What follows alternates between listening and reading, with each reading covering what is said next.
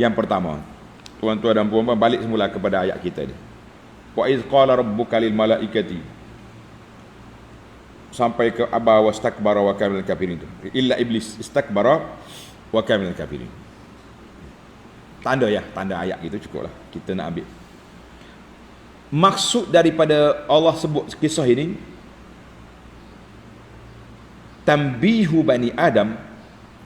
Allah nak memperingatkan Bani Adam, kita ni manusia ni, anak Adam, nak ingat apa? Tentang mulianya datuk kita Adam. Mulia datuk kita. Allah kata, Tuhan kata apa? Khalaqtu biyadai. Aku buat dia. Dan menyatakan permusuhan yang berterusan daripada iblis dan tentera-tentera dia, hasil daripada hasad dan sombong. Jadi kita, anak cucu Adam, jangan ambil perangai ni, perangai hasad, perangai sombong, jangan ada. Kalau ada, maka kita mengulangi balik apa yang dilakukan oleh Quraisy terhadap Nabi SAW. Al-Kufar, sama ada kafir Quraisy ataupun Al-Kitab yang menolak Nabi, puncanya bisababil hasadi wal kibri, puncanya kerana hasad, kerana takabur. Kita ni kalau ada punca ni, out kata orang. Keluarlah kita daripada landasan yang benar. Hari ni kita tengok macam-macam orang duk buat. Buat perhimpunan akbar, buat mari cerita pelik-pelik pula dah. Nabi mari di masjid dia, yaqazah. Tahu mana yaqazah? Yaqazah tu mari hidup-hidup gini. Ni apa cerita Nabi mari hidup ni? Tanya dia balik, masa tu Madinah kosong lah kubur Nabi tu, waktu mari rumah awak ni. Berani. Sebab apa dia berani? Sebab penguasa senyap. Mari. Jangan jadi ikut syaitan. Syaitan dia tak mau ikut. Kita orang beriman, kita ikut Nabi SAW. Nabi ke kanan ke kiri, itulah jalan kita. Kan? Jangan duduk main. Nak buat analogi biar jelas. Jangan mengelirukan. Ini kerja-kerja syaitan. Kerja dia tashwish, nak mengelirukan orang. Kerja syaitan nama dia lagi tu. Maka dalam ayat ini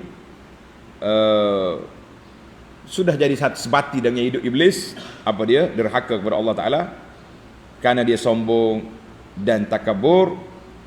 Apa punca dia? Tadi saya dah sebut. Puncanya kerana ada makhluk baru yang dimuliakan. Orang baru dimuliakan, maka orang lama mula rasa lain macam. Macam kita juga kadang-kadang tak, dalam persatuan ke, dalam kumpulan ke, kita lama dah duk pegang AJK, duk pegang gotu-gotu, tiba-tiba mari orang muda lebih baik, lebih berkaliber, berwibawa. Ada orang yang alhamdulillah boleh terima dengan baik, tawaduk. Tapi ada orang sombong, aku makan garam dulu. Dia main makan garam dulu. Rupa-rupanya syaitan iblis ni ada juga isu makan garam dulu ni. Apalah Adam, dia baru mari, aku kena hormat dengan dia. Lain macam dia punya pemikiran. Itulah. Jadi kita fahamlah bahawa bukan senang orang nak terima yang baru. Bila ada sifat hasad dengan takabur. Kita berpindah kepada yang kedua. Yang kedua, qala ana khairum minhu. Tengok dalam ayat 76. Aku lebih baik daripada dia lah. Daripada siapa? Daripada Adam. Sebab apa? Sebab aku dari api, dia dari tanah. Kata di para ulama, syaitan lebih menggunakan logik akal daripada menerima wahyu Allah, menerima arahan Allah. Kita ni ada dua. Satu dia panggil, kita terima nas, an-naqli. An-naqli itu nas daripada Quran, daripada sunnah Nabi SAW. Satu lagi akal kita. Ada kumpulan-kumpulan yang aqlaniyun, sebahagian daripada Mu'tazilah contohnya, mereka lebih kepada apa? Mereka lebih kepada akal. Dia kata kalaulah Quran tu menyalahi akal, kita kena takwil Quran, kita kena tafsir Quran. Inilah mainan kitanya.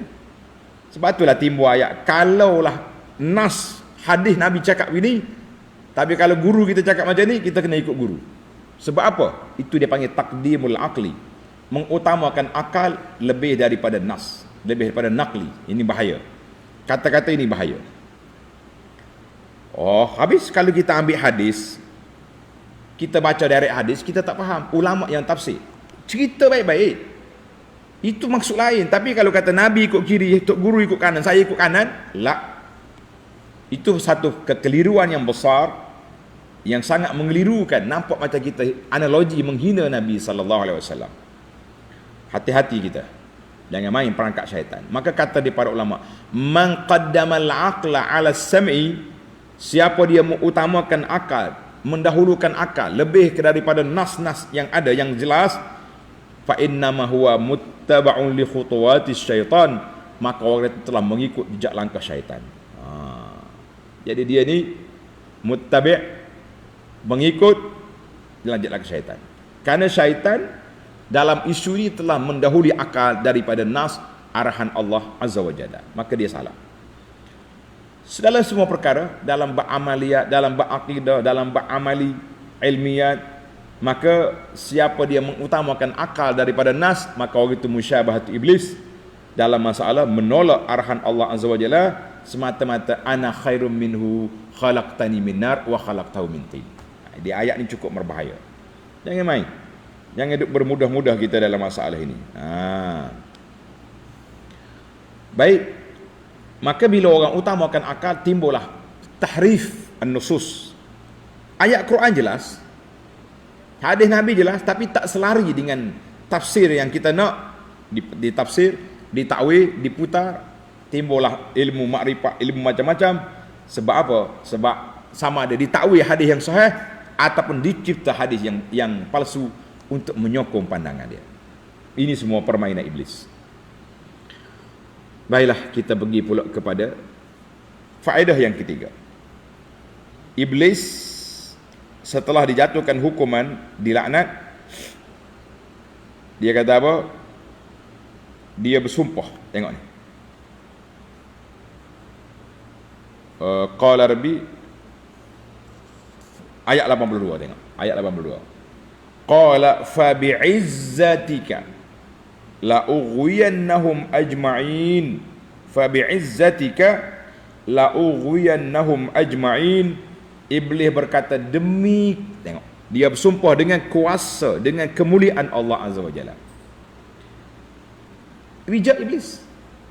Maka di sini para ulama tadabbur kata, anna min asbabil i'anah, di antara sebab-sebab kita mendapat pertolongan, kita minta pertolongan Allah Ta'ala itu dengan sifat dia, dengan nama dia, mengikut yang sesuai.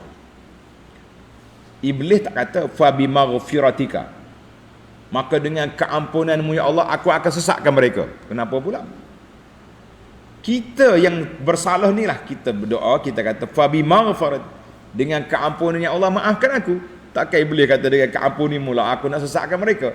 Itu terbalik. Maka iblis cerdik. Sebab dia nak kuasai orang, maka dia guna kemuliaan Allah Azza wa Jalla. Dengan kekuasaanmu aku sesatkan mereka. Jadi mana yatafarra'u, hasil daripada pemerhatian ini, wajib kita sebagai seorang manusia yang beriman, kita wajib mengambil langkah-langkah berjaga-jaga daripada iblis. Sebab dia dah bersumpah dengan, tengok dia apa, fa bi'izzatika, demi kuat kuasamu aku nak. Dia disumpah, iblis ni bukan sumpah biasa-biasa. Iblis wa'ada mutawassilan bi'izzatillah. Dia janji dengan menggunakan kemuliaan Allah Azza wa Jalla. Maka kita jangan main. Jadi bila kita dapat di dalam diri kita ni rasa lemah nak buat ibadat, ista'iz billah. A'udzubillahi minasyaitanir rajim. Bila dalam hati kita, jiwa kita berasa nak buat maksiat, a'udzubillahi minasyaitanir rajim. Apa saja yang kita rasa terganggu, fasta'iz billah. Minta berlindung dengan Allah Ta'ala. Sebab itulah kita nak baca Quran pun, Allah kata idza qara'tal Quran fasta'iz billah. Bila nak baca Quran, minta berlindung Allah. Sebab Quran inilah punca hidayah. Kalau kita boleh baca Quran, kita boleh faham, iblis akan lari. Tapi kalau kita baca pun tidak, faham pun tidak, dia suka ya. Allahu Akbar. Kan? Jadi kita jangan masuk, jangan dia syaitan kacau kita. Kita setiap kali kita diganggu oleh syaitan, apa kita kena buat? Apa kita kena buat? Ista'iz billah. Baik, kita pergi kepada faedah yang keempat ni kita. Faedah yang keempat, inni khaliqum basharam min tin. Allah kata apa? Aku jadikan manusia ni daripada tanah. Inni khaliqum basharam min tin. Aku jadikan Tok Adam tu daripada tanah. Tengok semula ayat naik, dia turun naik ni. Ayat 71. Aku jadikan manusia ni daripada tanah. Ayat ini isbatu asl Bani Adam. Ayat ini nak mengisbatkan bahawa bangsa manusia anak Adam ni daripada tanah. Dengan tabiat-tabiat yang pelbagai. Sebab tanah tu macam-macam jenis. Allah Ta'ala ambil tanah ni daripada berbagai-bagai. Sebab itu kita tengok dalam Quran. Dalam Quran ni banyak jenis tanah dia panggil. Dari bajet ni tanah. Tengok dalam ayat. Ayat Tuhan kata dalam ayat ni basyaram min tin. Tin itu tanah. Tanah seluk. Ada dalam suratul Hijri ayat 26 min salsalin. Tanah kering. Ada kata khalaqahu min turab. Turab tanah debu. Dalam surah As-Saffat, baik, anda sebut mulai nombor ayat. Suratul Hijri ayat 26, min salsalim min hama'im masnun. Tanah hok kering. Dalam surah Ali Imran ayat 59, min turab. Turab tu tanah berdebu. Dalam surah As-Saffat ayat 11, min tinil lazib. Tanah liat. Hok sudah orang panggil melekat. Hok mana sebenarnya? Jadi ulama tafsir kata mu jangan duk pening ke. Itu perengkat kejadian. Perengkat kejadian. Boleh jadi asalnya dia pada min turab daripada tanah debu tu. Kamu dia jadi tin, jadi tanah keras. Kemudian bila dibakar hama'im masnun. Kemudian maka daripada perengkat tanah jadi seluk, jadi itu dia panggil perengkat. Asalnya fasabata annahu la munafa, tidak ada percanggahan, semuanya mari daripada tanah, mari daripada tanah. Jangan sombonglah kita. Sebab itulah hadis yang mengatakan nabi kita tu daripada nur. Nur tu malaikat saja. Hadis nur Muhammad itu hadis yang tidak betul, ada yang tidak sahih. Walaupun orang mempertahankan, kita kata cakap dia betul lah. Tengok dari sudut sanak dia, tengok dari sudut perbincangan dia, barulah banyak sesama masalah. Baik, kita pergi kepada yang faedah yang kelima, yang terakhir. Fa iza sawaituhu, Allah kata apa ni? Tengok ayat 79. Fa iza sawaituhu wa nafakhtu fihi min ruhi faq'u lahu sajidin. Bila selesai aku ciptakan, sudah ada nyawa, kamu semua sujud.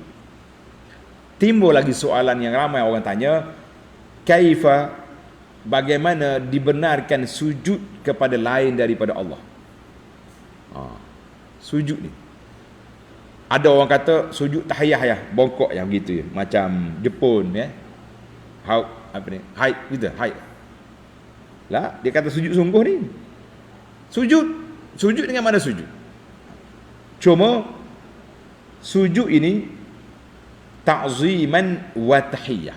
Dia panggil sujud menghormati dan memuliakan Adam. Bukan sujud ibadat. Ibadat kepada Allah, tapi sujud itu adalah arhan Allah Azza wa Jalla. Sebab apa?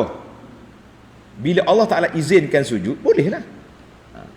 Maknanya imtisalan li amrillah. Imtisalan li amrillah. Baik.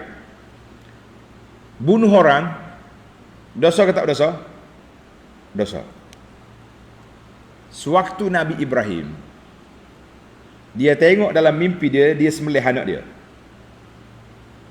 Patut Nabi Ibrahim kata, ni mainan tidur ni. Mainan tidur ni. Mainan tidur. Tapi Ibrahim nak buat. Sebab apa? Tengok ni.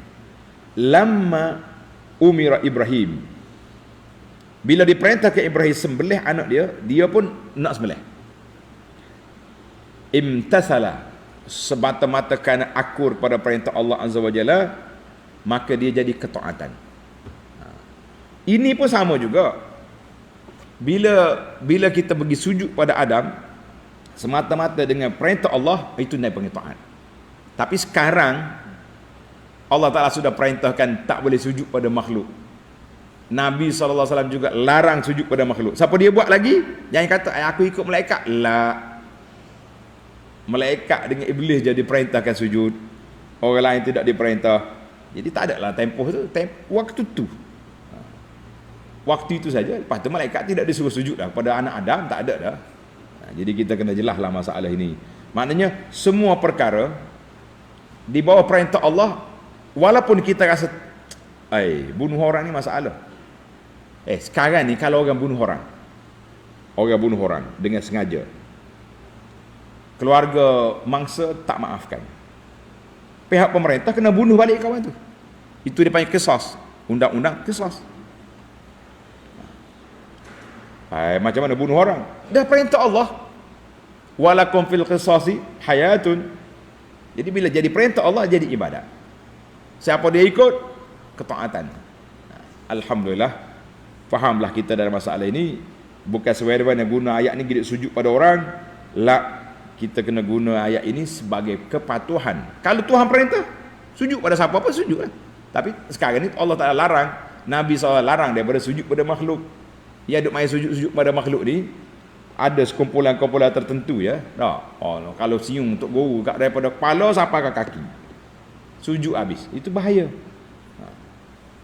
Dia kata sujud tahiyah ni bukan sujud ibadat. Itu untuk malaikat, bukan untuk awak. Malaikat.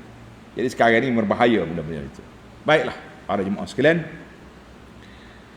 kita tamat dulu di sini 5 ayat. Yang penting manusia ni mari daripada tanah. Tanah pula pelbagai jenis. Ada tanah yang hitam, yang putih, yang ni. Ada tanah hak masam, ada tanah ni. Maka jadilah kita ni berbagai-bagai warna-warni dan berbagai-bagai PA perangai. Mudah-mudahan Allah Ta'ala jadikan kita ini orang yang baik, orang yang taat, orang yang selamat daripada sebarang godaan dan gangguan syaitan. Amin ya rabbal alamin.